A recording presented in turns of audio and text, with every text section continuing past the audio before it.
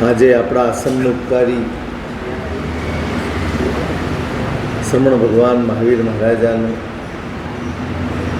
દીક્ષા કલ્યાણકનો કેવળ જ્ઞાન કલ્યાણકનો દિવસ ખબર છે ને?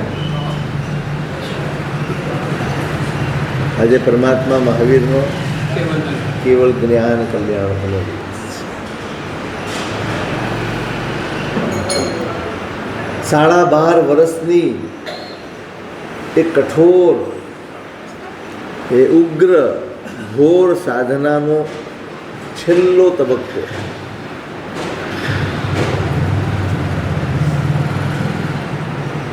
ભગવાનનું જીવન વારંવાર વારંવાર વારંવાર વાગોળવા જેવું છે.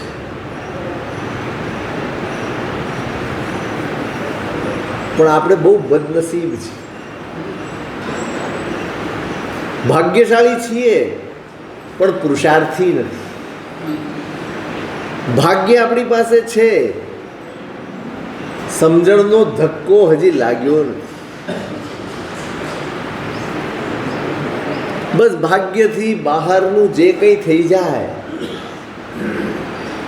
એનાથી આપણે રાજી થઈ જનારા છીએ, આપણે ખુશ થઈ જનારા છીએ. આપણે પેલા અબૂધ બાળક જેવા છીએ જે માટીના રમકડાથી રમીને રાજી થઈ જાય છે. કારણ કે એની પાસે સમજણ નથી, એની પાસે બોધ નથી, એની પાસે વિવેક નથી.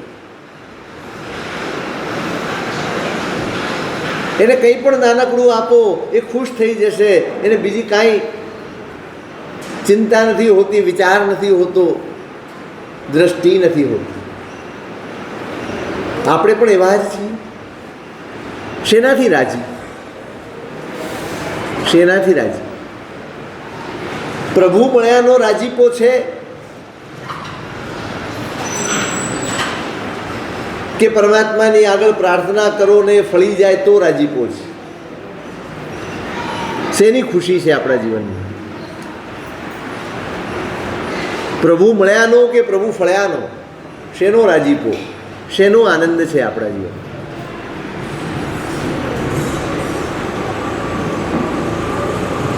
આપણે અનુભવ્યું નથી. પરમાત્મા મળ્યાનો આનંદ આપણે હજી અનુભવ્યો નથી. ક્યાંક જઈએ છીએ, આપણી માગણી મૂકીએ છીએ અને જો માગણી પૂરી થઈ જાય તો આપણે રાજી છીએ, તો આપણે ખુશ છીએ, તો આપણે પ્રસન્ન છીએ, તો આપણી અંદર ભક્તિ ઉભરાય છે. એને ભક્તિ કેમ કહેવી? જેમાં ઈચ્છા ન બચે, માત્ર સમર્પણ હોય એનું નામ ભક્તિ હોય. જેમાં કોઈ માગણી ન હોય, જેમાં પ્રતીક્ષા ન હોય, બસ બધું જ સમર્પી દેવાનું મન થાય, એનું નામ ભક્તિ છે. આપણે ભક્તિ નથી કરતા, આપણે ચાપલુસી કરીએ છીએ. ખોટું લાગે છે? શું કરીએ છીએ? ભક્તિમાં તો એટલું જ હોય, બસ તમે મળ્યા ને અમે રાજી, અમે તમને જોયા અમે રાજી, અમે તમારી કરીબ આવ્યા, અમે તમારી પાસે આવ્યા, તમને સ્પર્શ્યા, બસ અમે ખુશ, અમે આનંદમાં, અમે પ્રસન્ન છીએ. અમારે તો તમે જોઈએ છે, તમારી પાસે કશું નથી જોઈતું. બસ તમે મળો એટલી જ જ્યાં ભાવના હોય એ ભક્તિ છે. તમારી પાસે અમારે કાંઈ જોઈતું નથી. આપણે હજી ભક્તિ સુધી પહોંચ્યા જ નથી.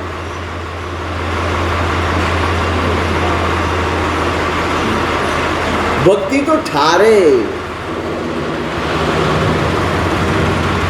ભક્તિ શાંત કરે, ભક્તિ સ્વસ્થ કરે, ભક્તિ પ્રસન્ન કરે. ભક્તિ ફરિયાદ કરવાનું મન હોય ને એને વિદાય આપી દે, એનું નામ ભક્તિ છે.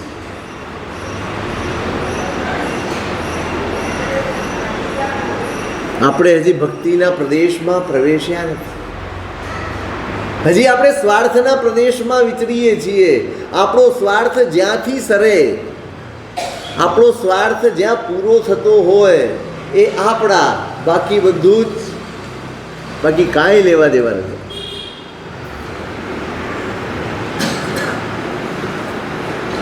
ભક્ત થવું સહેલું નથી. જે પોતાને ભૂલી જાય અને માત્ર પરમાત્માનું સ્મરણ રાખે ને એ ભક્ત બની શકે, એ ભક્ત હોઈ શકે. જે પોતાને, પોતાની ઈચ્છાઓને,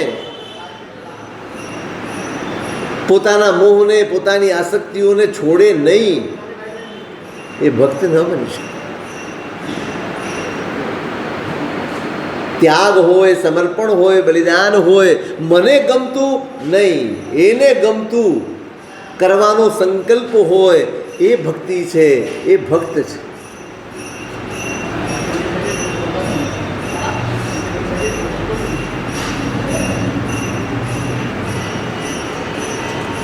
આપણે રાજી, હું એ કહેતો હતો, પ્રભુ મળ્યાથી રાજી કે પ્રભુથી કશુંક મળ્યાથી રાજી? શેનાથી રાજી? થોડાક તો ઉપર ઉઠો, થોડાક કંઈક તો આ શાસન પામ્યાની કંઈક તો ઉજવામણનો અનુભવ કરો અને કરાવો. આપણે કંઈક આખી દુનિયાથી જુદા છીએ. બોલીએ ભલે કે દુનિયામાં કોઈની પાસે નથી એવું આપણી પાસે છે, બોલીએ છે, પણ એનો અનુભવ કઈ રીતે થાય? દરેક મંદિરમાં ભીડો છે, ભીડ લાગી છે, ગર્દી થાય છે. જ્યાં જ્યાં ચમત્કાર છે ત્યાં લાખોની તાદાદમાં લોકો જાય છે. આપણે ત્યાં પણ જાય. શું ફરક? બંને વચ્ચે તફાવત શું? બંને વચ્ચે ફરક શું? એ જે માંગણી કરી હોય, જે સંકલ્પ કર્યો હોય, એ ફળી ગયું હોય તો ત્યાં ચડાવીને આવી જાય. બહાર આવીને 10 જણાને વાત કરે કે હું ત્યાં ગયો છો ને મારો સંકલ્પ ફળ્યો, તું એ જા.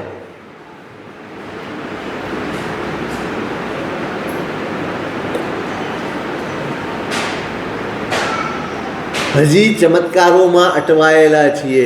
પ્રભુ એ સ્વયં ચમત્કાર છે એવો ક્યારેય અનુભવ નથી થતો, ક્યારેય અંદર પ્રતીતિ નથી થતી, ક્યારેય અંદરથી એવો ભાવ નથી જાગતો પ્રભુ આ કળિયુગમાં તું મળ્યો ને એ જ ચમત્કાર છે, એવું ક્યાં આપણને થાય?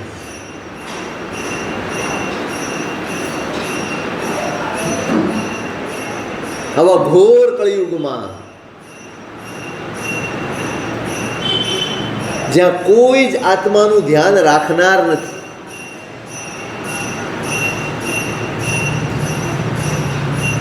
કોઈ જ આત્માની ચિંતા સેવનાર નથી,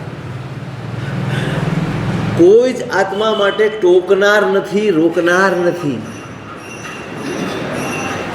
બધા જ ક્ષણિક સુખની પાછળ દોડનારા, પ્રેરનારા, દોડાવનારા મળ્યા છે. એમાં એક શાસન એવું મળ્યું, એમાં એક પરમાત્મા એવા મળ્યા જેણે આપણી અંદરનો વિવેક જગાડવાની મહેનત કરી, જેણે આપણા અજ્ઞાનને દૂર કરવાની મહેનત કરી.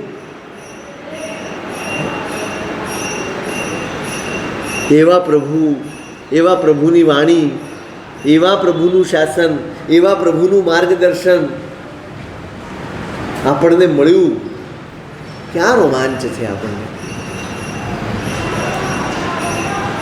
કેવો રોમાંચ હોવો જોઈએ!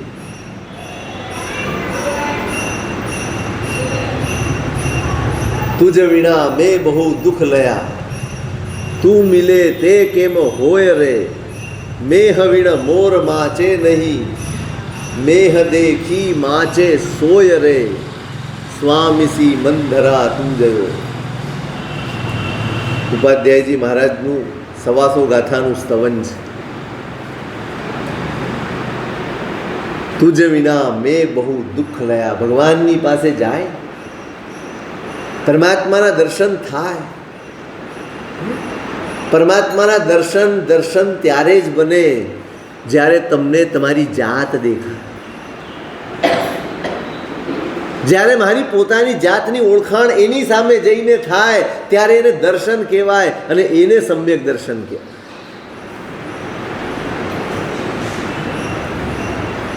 પ્રભુને જોવાથી સમ્યક દર્શન નિર્મળ થાય છે, એનો અર્થ આ છે મારી જાત ઉઘડતી જાય, મારી જાત ઓળખાતી જાય, મારી જાત પ્રત્યે મારી સાવધાની વધતી જાય, ત્યારે પ્રભુના દર્શન સાર્થક થાય.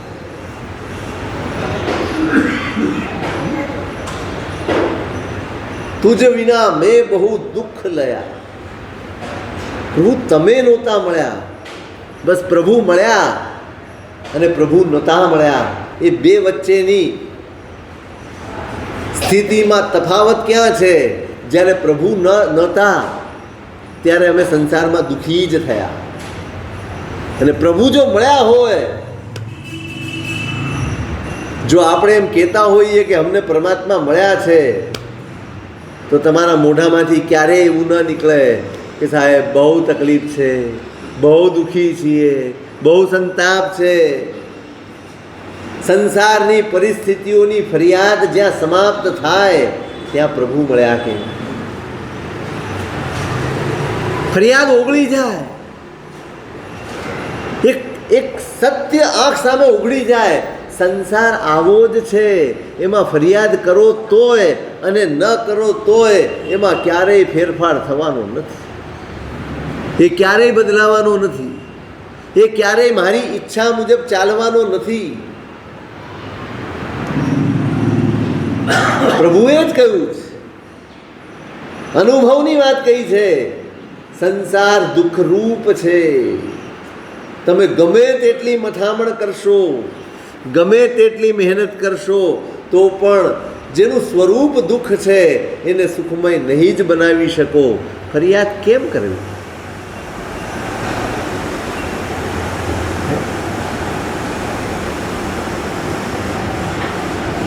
કાંટો અણિયાળો હોય છે ને વાગે છે, એની ફરિયાદ હોય? સ્વભાવ સ્વભાવ. પથ્થર ખૂંચે એમ ફૂલ ખૂંચે ને તો ફરિયાદ થાય કે આ ફૂલ ખૂંચ્યું કેમ? કારણ કે એનો સ્વભાવ નથી ખૂંચવાનો. ખૂંચવાનો સ્વભાવ કોનો છે? પથ્થરનો કે ફૂલનો? કોનો છે? વાગે કોણ? પથ્થર વાગે કે ફૂલ વાગે? પથ્થર વાગે. એક તરફ પથ્થર પડ્યો હોય, એક તરફ ફૂલ પડ્યું હોય, કોના ઉપર પગ આવે તો વાગે? પથ્થર ઉપર. તો તમે કોઈને ફરિયાદ કરવા જાઓ ખરા કે પથ્થર ઉપર પગ આવે તો વાગે? પેલો એમ જ કે ભાઈ વાગે જ ને, પથ્થર ઉપર પગ મૂકો તો વાગે. હા, ફૂલ ઉપર પગ મૂકો ને વાગે તો સવાલ થાય કે વાગ્યું કેમ? હવે તમે સંસારમાં હો ને દુઃખી હો તો એમાં ફરિયાદ કરવા જેવું નથી, કારણ કે સંસારનો સ્વભાવ જ દુઃખ છે.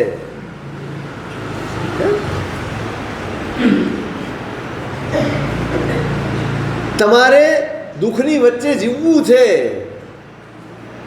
અને સુખની આશા રાખવી છે. ભગવાન પણ તમને સુખી ન કરી શકે. એક ચોવીસીની અનંત ચોવીસી આવી જાય ને તો તમને સુખી નહીં કરી શકે. સુખી થવું છે? તમે પથ્થર ઉપર ઊભા છો અને ફરિયાદ કરો છો કે મને પગમાં વાગે છે, તમને શું સલાહ આપવામાં આવે? હે પથ્થર પરથી પગ ઉપાડી લે એટલે દુઃખ. હવે તમે સંસારમાં છો ને દુઃખી છો, તમારે શું સલાહ આપવા? અમારે તમને શું સલાહ આપવી? મને એમ કહો. તમે એ સલાહ લેવા આવો છો કે અમે જ્યાં છીએ ત્યાં જ રહીશું, જેવા છીએ તેવા જ રહીશું. એમાં જો તમે સુખી કરી શકતા હો તો ભલે, નહીંતર અમે બીજા મહારાજ પકડીશું. તમે અમારી એ કસોટી કરો એવા. તમે નહીં તો બીજા, અને મળી રહે. દુકાળ નથી.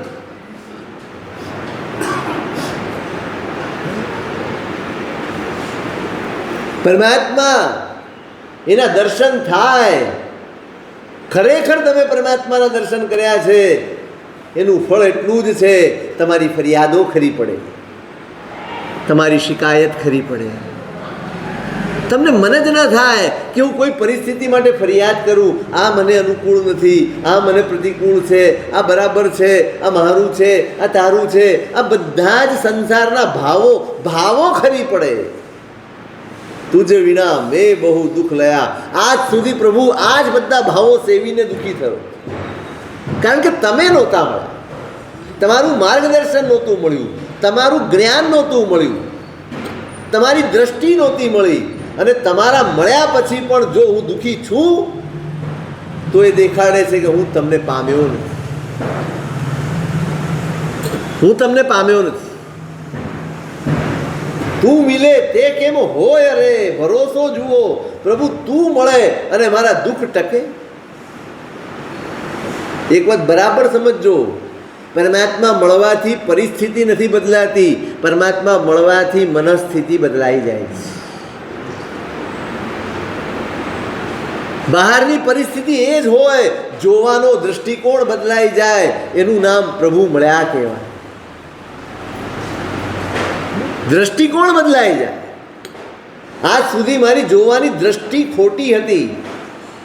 આ મારી સાથે આવું કરે છે, ફલાણો આવું કરે છે, ઢીકણું આવું કરે છે, સતત દરેક માટે મને ફરિયાદ હોય, મને બીજા માટે ફરિયાદ હોય એ સંસાર છે, અને મને મારી જાત માટે ફરિયાદ હોય એ ધર્મ છે.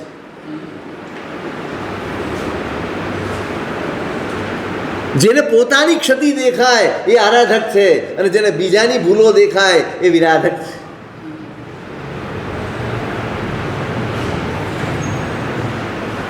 આપણે આરાધક બધામાં ના જ પાડી દેશો.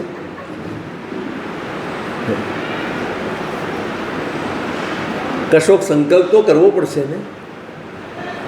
હું એ કહેતો હતો શરૂઆતમાં, કંઈક તો કરવું પડશે ને. દેવગુરુ ધર્મ મળ્યા છે, પ્રભુ મળ્યા છે, આવું લોકોત્તર શાસન મળ્યું છે. સાવ લૌકિક જેવું જીવન જીવશું, સાવ ગાડારિયા પ્રવાહમાં જેમ બધા જ તણાય છે એમ આપણે તણાયા કરીશું. કશું હટકે કરી જ નહીં શકીએ આપણે. એટલા બધા નબળા સંકલ્પો વાળા છે, એટલા બધા નબળા છીએ આપણે, એટલા બધા.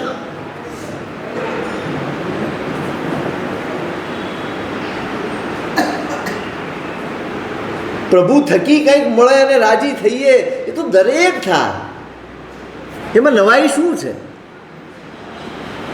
કાગને બેસવું ને તાળનું પડવું, હું વાસ્કેપ નાખું તમારું કામ થઈ જાય તો તમે રાજી થઈ જાઓ, એમાં નવાઈ શું છે? એમાં નવાઈ શું છે?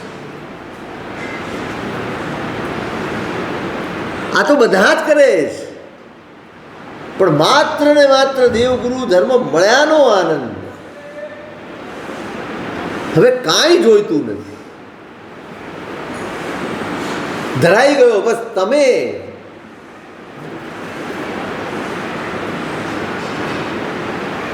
મહાભારતનું યુદ્ધ થવાનું હતું, તમને કથા તો ખબર જ હોય, કારણ કે રોજની પ્રેક્ટિસ ને.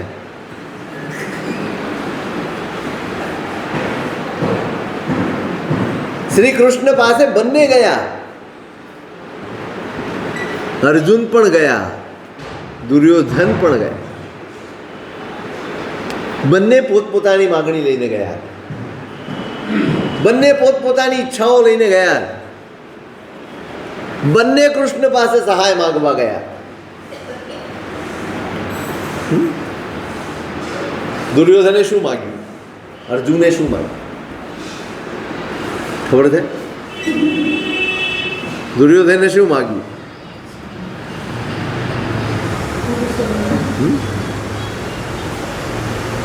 દુર્યોધને માંગ્યું મને આપની સેના આપો. અર્જુને માગ્યું, પ્રભુ તમે મારી સાથે રહો.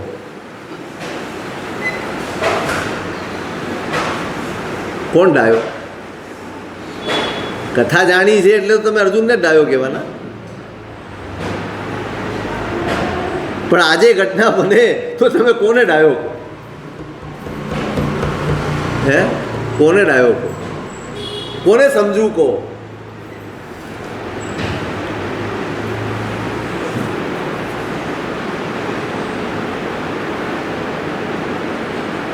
આપણે રોજ ભગવાન પાસે જઈએ છીએ, શું બનીને જઈએ છીએ? અર્જુન બનીને કે દુર્યોધન બની? જાઓ છો ને, કંઈક તો માગણી મૂકતા હશે.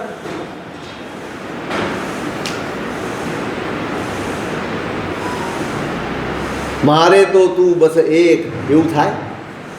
બસ તમે છો, પછી તમારી પાસે ઈચ્છા શું વ્યક્ત કરી? તમે જ મારું સર્વસ્વ છો. તમે છો તો બધું જ છે, બસ તમે સાથે રહેજો. તમે સાથે હો ને તો પરાજય પણ કબૂલ છે. થવાનો જ નથી પણ છતાંય કબૂલ છે. બધું જ કબૂલ છે. તમે ન હો એ કબૂલ નથી.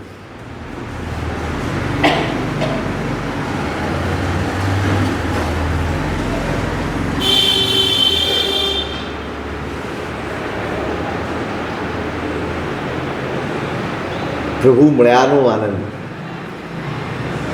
ત્યાં સુધી પહોંચવાનું હતું, આપણે હજી ચૂકી રહ્યા છીએ. હજી આપણે અટવાયેલા છીએ. હજી મથામણ નથી જાગતી, હજી મનોમંથન નથી જાગતું, હજી અંદર વલોણું નથી જાગતું. કોઈ ચિંતન જ નથી, કોઈ મંથન જ નથી, કોઈ મથામણ જ નથી, કંઈ જ નથી. બસ એક ઘરેડમાં જીવન ચાલ્યા કરે. સિલ્કનું કપડું હોય ને, એને એકવાર તમે ઇસ્ત્રી કરી નાખો ને ઘડી કરીને, પછી એ કાયમની થઈ જાય. એ ઘડી બદલી ન શકો તમે. તમે પાણીમાં નાખો, ગમે તે કરો, એ ઘડી જાય. પછી એમ જ રાખવી પડે. આપણા પણ ભેજામાં છે ને, એ ઘડી પડી ગઈ, એ બદલાતી જ નથી. કારણ કે આપણી મહેનત જ નથી, કારણ કે આપણું ચિંતન જ નથી, કારણ કે આપણી અંદર કોઈ મનોમંથન જાગતું જ નથી કે ચાલુ દરેક હનુમાનના મંદિરમાં જાઓ કે રામના મંદિરમાં જાઓ કે કૃષ્ણના મંદિરમાં જાઓ, જ્યાં જાઓ ત્યાં બધે જ માગણી ચાલી રહી છે. અને વિતરાગના મંદિરમાં પણ માગણીઓ ચાલી રહી છે. ફરક શું?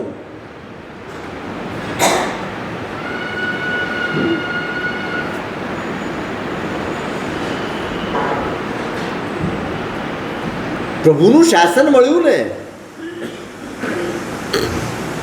પ્રભુના શાસનની સમજણ મળી હોય, શાસન મળ્યું હોય, સમજણ મળી હોય, ત્યારે આ બદલાવ આવે કે બસ તમે મળી ગયા. બસ આ સંસારમાં હવે મેળવવા જેવું કંઈ છે જ નહીં, ઈચ્છવા જેવું જ કંઈ નથી.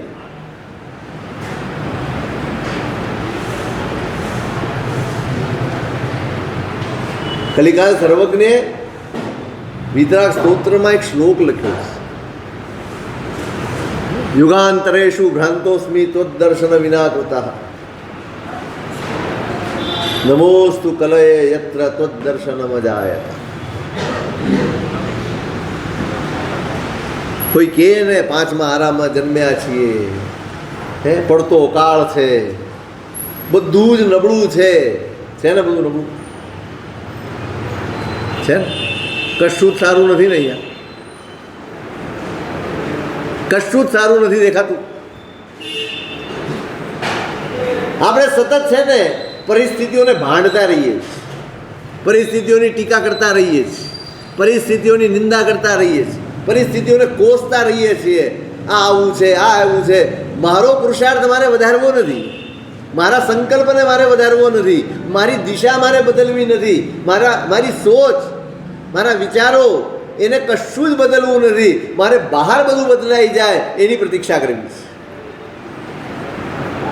બહાર બદલાઈ જાય ને તો બસ સરસ થયું. આપણે એમાં છીએ, શિયાળો આવે ત્યારે ઉનાળાની ઈચ્છા કરીએ અને ઉનાળો આવે ત્યારે શિયાળાની ઈચ્છા કરીએ. આપણને એકેમાં શાંતિ થાય એમ છે નહીં. આ તો કળિયુગ છે. આપણને સતયુગમાં મૂક્યા હોય ને તોય આપણી ફરિયાદો ઓછી નથી થવાની. કારણ કે ફરિયાદ એ આપણો સ્વભાવ છે. પરિસ્થિતિઓની ફરિયાદ નથી, આપણા સ્વભાવની ફરિયાદ. આપણે સ્વભાવ જ એવો બનાવ્યો છે. આપણે આપણી જાતનું ઘડતર જ એવું કર્યું છે. આપણે ઘડાયા છીએ એ રીતે, આપણે વિચારીએ છીએ એ રીતે. તમે જોજો, એકાદ દિવસ છે ને નક્કી કરજો, ક્યાંક સવારથી રાત સુધીમાં જ્યારે પણ મનમાં ફરિયાદ ઉઠે ને આપણે બોલીએ ને એની નોંધ કરજો. તમને ખબર પડશે કે આખા દિવસમાં કેટલી ફરિયાદો કરીએ છીએ, દરેક નાની નાની બાબતની.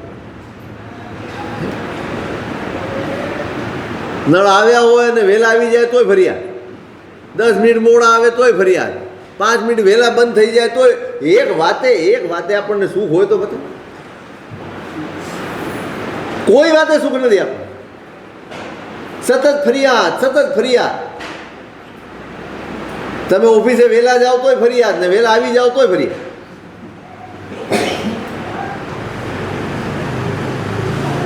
કઈ બાબત એવી છે જેમાં આપણને ફરિયાદ ન? કેવું ઘડતર કરી રાખ્યું છે આપણે આપણી જિંદગીનું, સમજાતું છે ને?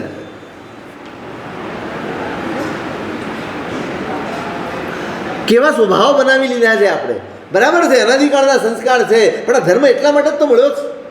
આ જ્ઞાન એટલા માટે જ તો મળ્યો છે. આ પુસ્તકો, આ જ્ઞાન, આ ભણતર, આ સામાયિક, આ પૂજા, આ માળાઓ ને આ તપશ્ચર્યાઓ શેના માટે છે?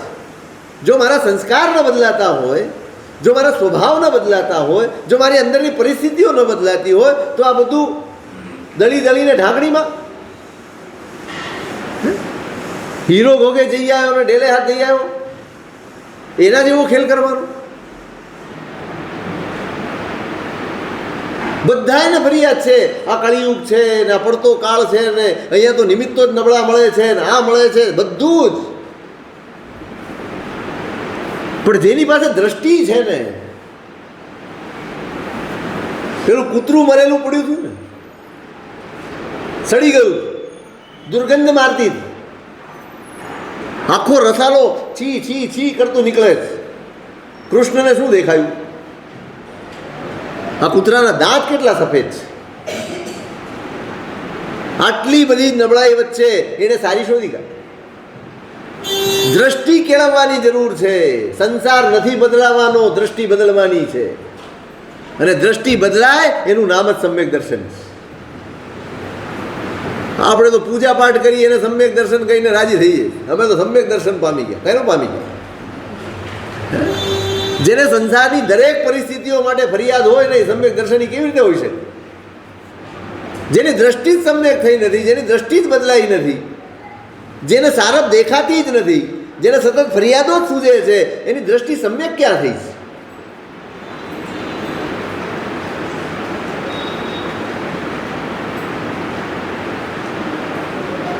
કલિકાલ સર્વજ્ઞની દ્રષ્ટિ જુઓ તમે. મારે સતયુગ ને ત્રેતા યુગ ને દ્વાપર યુગ ને કળિયુગ, મને યુગ સાથે કાંઈ લેવા દેવા નથી. બધે જ ફર્યો છું. યુગાંતરેષુ ભ્રાંતોસ્મી. એકે કાળ એવો નથી જેમાં હું જન્મ્યો ન હોઉં.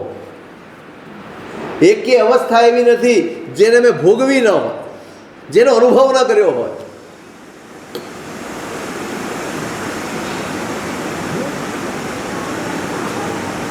પણ તમે ક્યાંય નહોતા.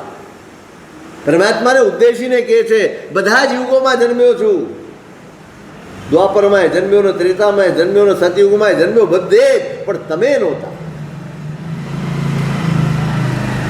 નમોસ્તુ કલય યત્ર.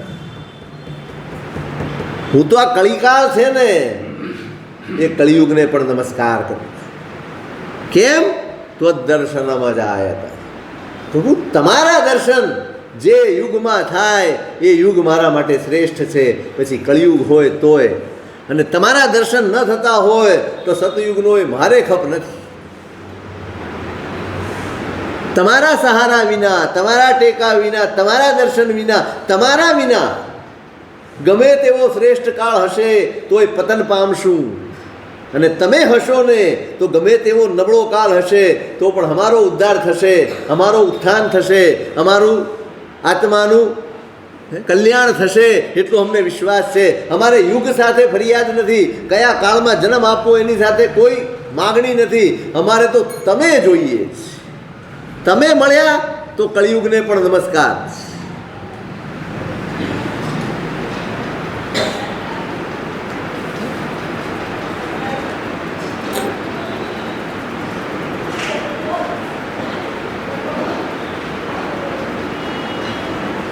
પ્રભુ મળ્યાનો આનંદ હું એ કહેતો હતો તમને.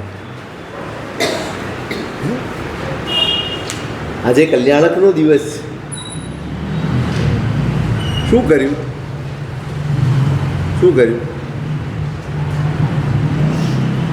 કઈ કલ્યાણકના દિવસો આવ્યા ને ગયા. આપણને જુલુસ નીકાળવામાં રસ છે, જમણવાર કરી લેવામાં રસ છે, થોડુંક નાનું મોટું અનુષ્ઠાન કરી લેવામાં રસ છે, પણ જાતને બદલવામાં આપણને કોઈ ઇન્ટરેસ્ટ. સાચી ભક્તિ પોતાની જાતને બદલીને જ કરી શકાય.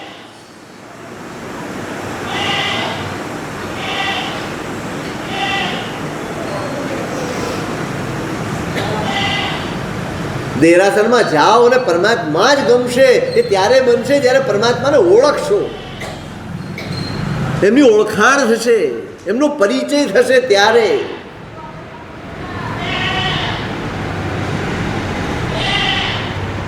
મહાવીર સ્વામીનું જીવન તો આવડે છે ને બધા? આવડે?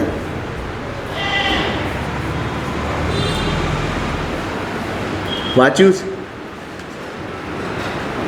ભગવાન મહાવીરનું ચરિત્ર વાંચ્યું છે?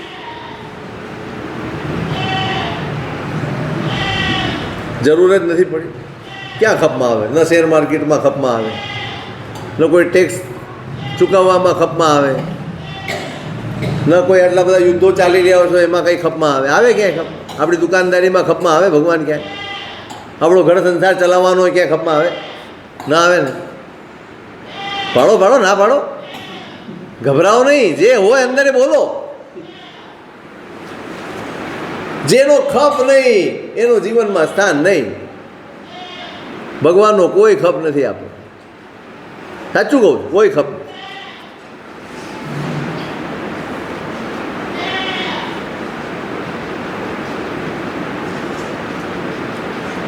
આપણે ખોટું કરી લઈએ અને કોઈ જાણે નહીં એટલી પ્રાર્થના માટે ભગવાન જોઈએ છે.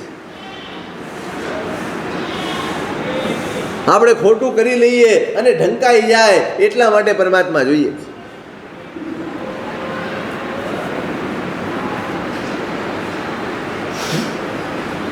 વારંવાર એ ચરિત્ર વાગોળવાની જરૂર છે. પરાક્રમ પ્રગટ છે, પુરુષાર્થ પ્રગટ છે. પરમાત્માની ઉપાસના, મહાવીરની ઉપાસના એ પરાક્રમ માટેની ઉપાસના છે. મહાવીરની આરાધના કરનારના જીવનમાં પુરુષાર્થ પ્રગટે. આપણે ઉપાસના કરીએ તો ને. આપણે તો બધા પૂજારીઓ છીએ, પૂજા કરીને ઘર ભેગા થઈ જવા. આવો કોઈ વિશિષ્ટ દિવસ આવે તો થોડાક ફૂલ ચડાવશું, થોડાક ભગવાન ઉપર પાણીનો પ્રક્ષાલ કરી લઈશું, બસ. બહુ દિવસ થઈ જશે એટલે એમ થશે કે મૂર્તિ થોડી કાળી પડી ગઈ છે ને, તો લાવો થોડાક દ્રવ્યોને સાફ કરી નાખ.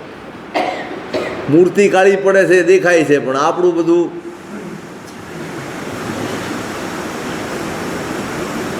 એમાં બદલવા જેવું ક્યારેય લાગતું જ નથી.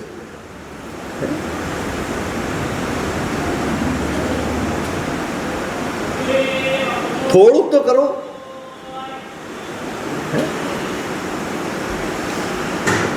કે બસ એવું અમે બોલી જઈએ, તમે સાંભળી લો, બહુ સારું હતું, ઠીક, આમ મજા આવી.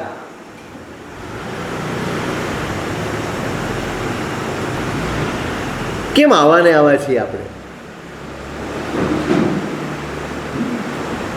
રોજ મળતું થઈ ગયું છે ને એટલે મને લાગે છે કે હવે આપણે પ્રૂફ થઈ ગયા છે. એવું ખરું?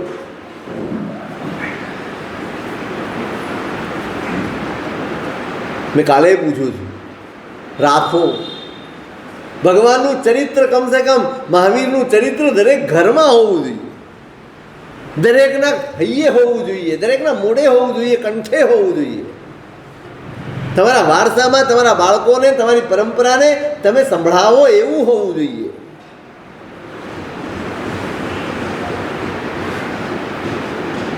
એમનું જીવન એ આપણા જીવનના ઘડતરનો પાયો જ.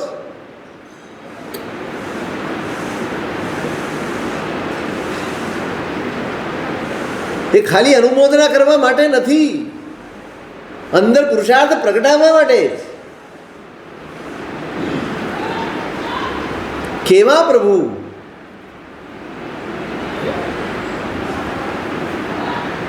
કેવી સાધના! 12.5 વર્ષની સાધના.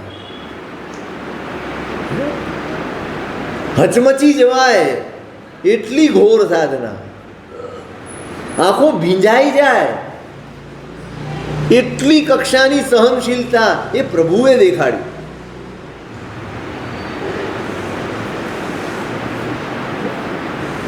અને એમના નામે વરઘોડા કાઢનારા આપણે, એમના નામે લાખો ને કરોડો ખર્ચનારા આપણે, એમના નામે ઉપવાસો ઉપર ઉપવાસો કરનારા આપણે, તપશ્ચર્યાઓ કરનારા આપણે. આપણી સહિષ્ણુતાનો કેટલો વિકાસ થયો, આપણી ક્ષમાનો કેટલો વિકાસ થયો, આપણી મૈત્રીનો કેટલો વિકાસ થયો, આપણી અંદર પ્રેમનો કેટલો વિકાસ થયો. કેટલો!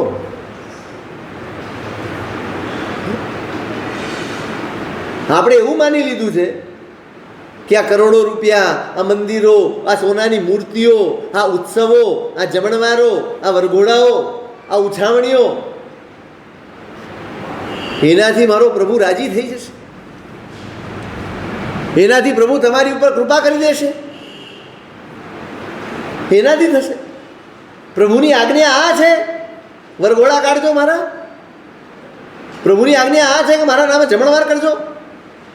પ્રભુની આજ્ઞા આ છે કે મારા મંદિરો બાંધજો અને મને એમાં બેસાડી દેજો, જેથી હું તમારા જીવનમાં ક્યાંય દખલ ન નાખું.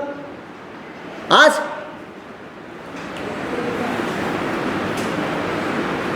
શું છે આજ્ઞા? શું કહ્યું હતું એમણે કરવાનું, ને આપણે શું કરી રહ્યા છીએ?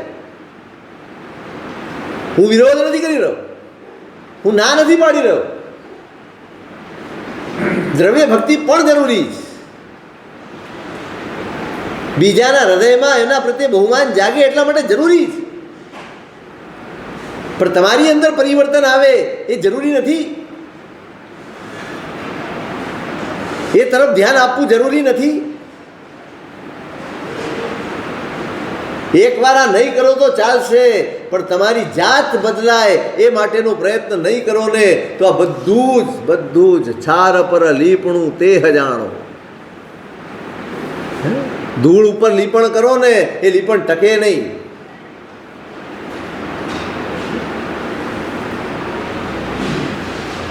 એ જમીન બરાબર હોવી જોઈએ, સાફ. જ્યાં ધૂળ કે રાખ ન ઢળેલી હોય ત્યાં જ લીપણું કરો તો ટકે.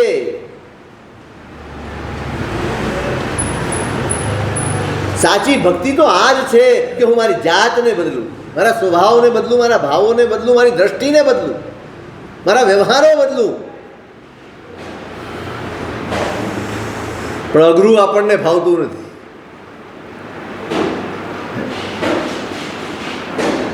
આપણને આઈનબિલ ફાવે છે, આપણને અનાસક્તિ નથી ફાવતી. આપણને સંપત્તિ ખર્ચવી ફાવે છે, આપણને અપરિગ્રહ નથી ફાવતો. આપણે જીવદયામાં પૈસા લખાવવામાં રાજી છીએ, પણ ઘરમાં જૈડા પાડવામાં રાજી નથી, તૈયાર નથી, એવો ઉપયોગ પણ નથી આપણો. હું એમ નથી કહેતો કે તમને નથી ગમતું, પણ તમારું લક્ષ્ય તો નથી જ.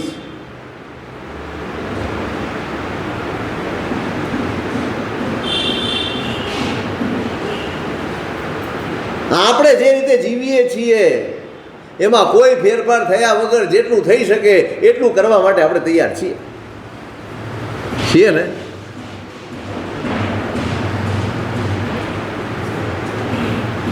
હમણાં કડકાઈથી કોઈ તપની જાહેરાત કરીએ કે ભાઈ હા માસક શ્રમણ કે સિદ્ધિ તપ કે અઠ્ઠાઈ કે જે પણ કરવાનું છે એ 8 દિવસમાં ન ફોન વપરાશે, ન ટીવી વપરાશે, ન પંખા વપરાશે, ન એસી વપરાશે, જેને કરવું હોય કરો. કેટલા નામ આવે? 2 ટાઈમ પ્રતિક્રમણ ફરજિયાત કરવું પડશે, આરાધના બધી ઊભા કરવી પડશે, આમ કરવું પડશે. જો કડકાઈથી કહી દીધું હોય તો કેટલા નામ આવે? અને પાછી એ બી જાહેરાત કરવાની, પ્રભાવના નહીં મળે, બિલકુલ પ્રભાવના નહીં થાય. ને પારણા બી પોતાના જ ઘરે કરવાના, જઈને અપૂર્વા. તરત જ કે આ નવી નવાઈના મહારાજ નીકળ્યા લાગે છે. વાંક તો મારો જ આવે ને, કોનો? આ બધા ગાંડા છે જે કરાવે છે એમ કે હો પાછા. હા મહારાજ એમ બધા કરતા ડાયા લાગે છે.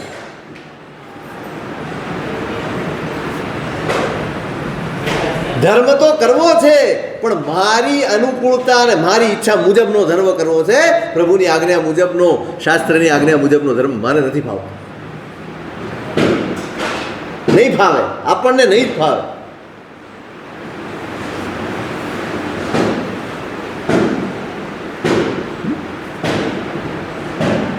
પૂજા કરો છો રોજ પ્રભુ,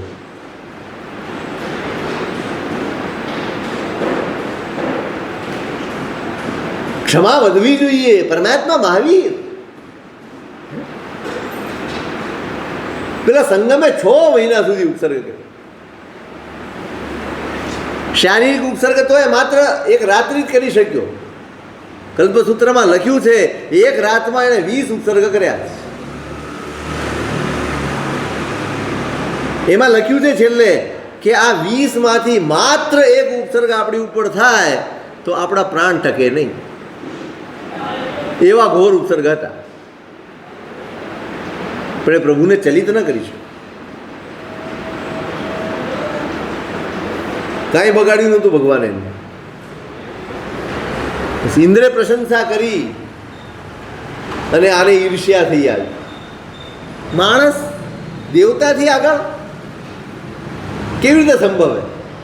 હમણાં જાઉં ચપટી વગાડતામાં તો એને ધૂળ ભેગો કરી દઈશ, ભોંય ભેગો કરી દઈશ.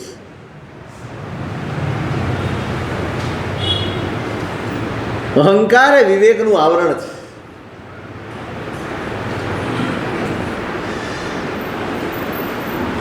અહંકાર પોતાની શક્તિની મર્યાદાઓનું ભાન નથી થવા દેતું. તમારી શું મર્યાદા છે, તમારા શું લિમિટેશન્સ છે એનું ભાન ભૂલવાડે, એનું નામ અહંકાર છે.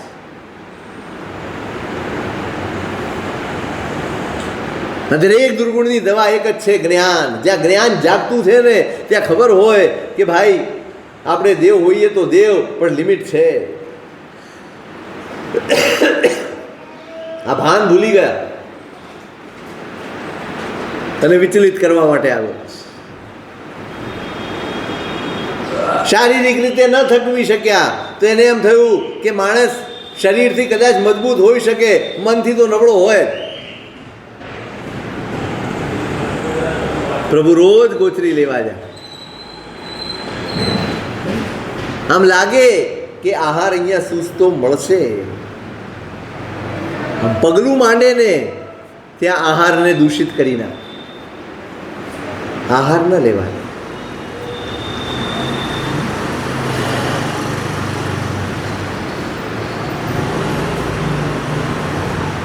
એક દિવસ, 2 દિવસ, 4 દિવસ, 8 દિવસ, કેટલા દિવસ હે? ક્યારેક તો યાદ કરતા હો. એમનો ઉપવાસ નથી યાદ કરવાના, એમની ક્ષમા યાદ કરવાની છે. એમનું તપ નથી યાદ રાખવાનું, એમની તિતિક્ષા યાદ રાખવાની છે. ઉપવાસ તું કરી શકીશ. તમે એમ નહીં માનતા કે ભગવાને 6 મહિનાના કર્યા તો હું નહીં કરીશ. કરીશ, પણ ભગવાને જે ક્ષમા રાખી, મારું લક્ષ્ય ભગવાનના ઉપવાસ નહીં, ભગવાનની ક્ષમા જ. મારું લક્ષ્ય ભગવાને કરેલું તપ માત્ર નથી, ભગવાને કેળવેલી સહિષ્ણુતા છે.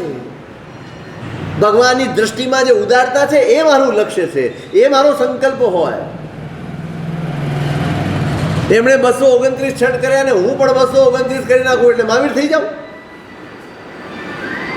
જો 229 છઠથી મહાવીર થવાતું હોત ને તો આપણે બધા થઈ શકીએ એમ છીએ. ઉપવાસથી મહાવીર નથી થતા, પણ એ ક્ષમાનો ગુણ, એ સહિષ્ણુતાનો ગુણ, એ ઉદાર દ્રષ્ટિનો ગુણ 6 મહિના સુધી 6 મહિના રોજ પ્રભુ આહાર લેવા જાય, રોજ અનેશનીય કરી નાખે. અને પ્રભુ એ જ ગયા હોય ત્યારે જે સમભાવ એમના ચહેરા ઉપર હોય એવો જ સમભાવ એ પાછી વળતી વખતે પણ હોય. એ આવીને પોતાના ધ્યાનમાં, પોતાના કાયોત્સર્ગમાં ઊભા રહી જાય અને એક ક્ષણ પણ યાદ ન આવે, આજે નહીં. ક્યારેક એટલું કરજો, તમારું પારણું હોય અને 5 કલાક મોડું થયું હોય ને તો શાંતિથી બેસજો, આટલું તો કરજો. ઉત્પાત નહીં મચાવતા, ધમાલ નહીં કરતા. કોઈ વસ્તુમાં મોડું મીઠું થઈ ગયું હોય, એક નમક લાવો, અરે ભાઈ એક વાર તો ભગવાનને યાદ કરો. 6 મહિનાના ઉપવાસના પારણા શેનાથી કર્યા હતા ભગવાને? ચંદન બાલાએ કરાવ્યા, શેનાથી કરાવ્યા? બાકુલા. એ કોના ખાવા માટે બનાવ્યા હતા? હે? બળદને ખાવા બનાવ્યા હતા. એમાં લીંબુ, મરચું, મીઠું નહોતું નાખ્યું. બળદ ખાઈ શકે એવા બાકડા કેવા હોય? અને કેટલા ઉપવાસનું પારણું? કેટલા? 6 મહિનાના ઉપવાસનું પારણું હતું. અને પાછું બીજે દિવસે કાંઈ એવું નહોતું કે બિયાસનું કરીને રાબડીને પૂરીને મગ ને બધું ખાઈ લઈશું. અહીં વર્ષી તપમાં તો એક દિવસ જાય ને 2 વાર ખાવાનું આવે તો છોડવા તૈયાર. ઓછી પડે વસ્તુઓ. હું ઘણી વાર કહું 40-50 આઈટમ લખેલી હોય તો ઘરથી ડોલચું આવે. મને એમ થાય આ લોકોને ખબર કેવી રીતે પડે કે આ નથી? આ લોકોની ધારણા શક્તિ જબરદસ્ત હોય. 50માંથી જે નથી ઘરેથી લઈ આવે.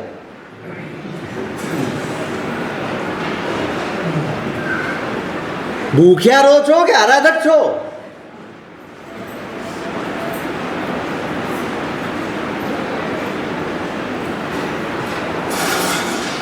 અને 6 મહિને હારીને જ્યારે પાછો ગયો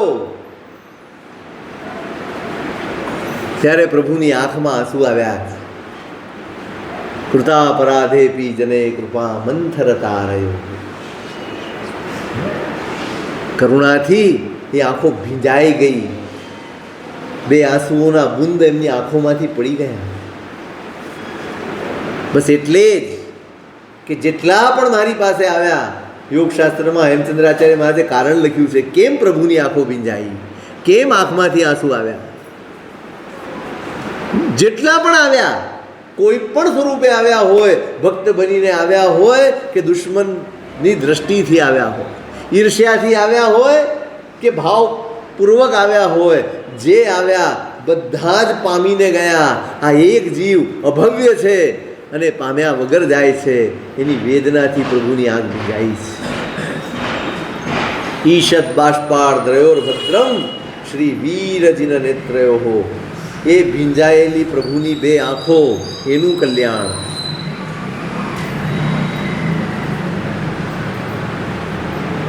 આજના કલ્યાણક દિવસે સંકલ્પ કરજો.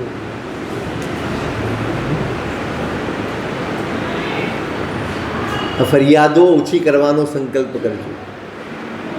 ક્ષમા વધારવાનો સંકલ્પ કરજો. સહિષ્ણુતા વધારવાનો સંકલ્પ કરજો. સાવ સામાન્ય જિંદગી તો આપણે અનંત ભાવથી જીવતા આવ્યા છીએ. કશોક પુરુષાર્થ કરીને અહીંથી જઈએ ને એ જ પ્રભુની પુરુષાર્થ, એ જ પ્રભુની ઉપાસના છે. દ્રવ્ય પૂજા એટલી જ પ્રભુની ઉપાસના નથી. તમે સોના ચાંદી ચડાવો, કિલો બંધ ચડાવો, એના કરતાં વધુ મૂલ્ય તમારા અંદર પેદા થયેલી ક્ષમાનું છે, તમારી અંદર પ્રગટ થયેલી સહિષ્ણુતાનું છે, તમારી અંદર પ્રગટ થયેલી આરાધકતાનું છે. સોનાનું મૂલ્ય નથી.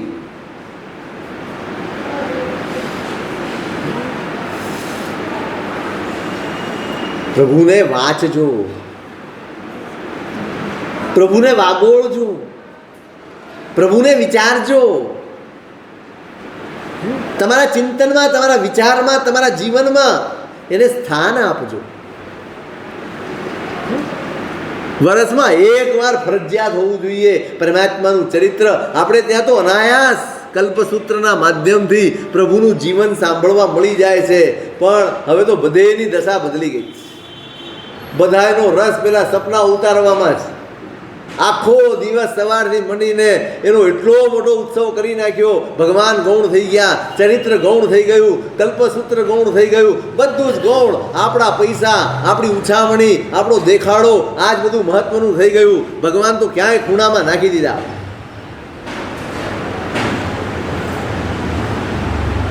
અમને કહી જાય સાહેબ સવારથી કરશું, તમારે તમારી રીતે વ્યાખ્યાન પતાવી દેવાના. પતાવવાના હોય વ્યાખ્યાન ભાઈ, તમારી ઉજવણીને અમારે પતાવવાનું. થોડાક તો શરમાવો, થોડાક તો સમજુ બનો. કોનું મહત્વ છે? અનાયાસ પ્રભુ સાંભળવા મળે છે, જાણવા મળે છે, અને એનાથી આપણે વંચિત રહીએ છીએ. સાહેબ બપોરે અમે નથી આવતા, સવારે જ બાંચી જજો ને. તમારી દુકાન ખોટી થાય, તમારા ગ્રાહક ચાલ્યા જાય, તમારો સંસાર રખડી પડે. શરમ આવી જોઈએ, ખરેખર શરમ આવી જોઈએ. આ વિચારતા પણ શરમ આવે. આપણે તો બોલતા હવે નથી આવતું. ઠીક છે, અરણ્ય રુદન છે આ બધા. કારણ કે કુએ ભાંગ પડ્યું હોય ત્યાં કોઈને બદલાવી ન શકે. આજે કલ્યાણકનો દિવસ છે. કશું શુભ સંકલ્પ કરીને આ દિવસને ઉજવજો, જેથી ઉત્તરોત્તર મંગલમાં.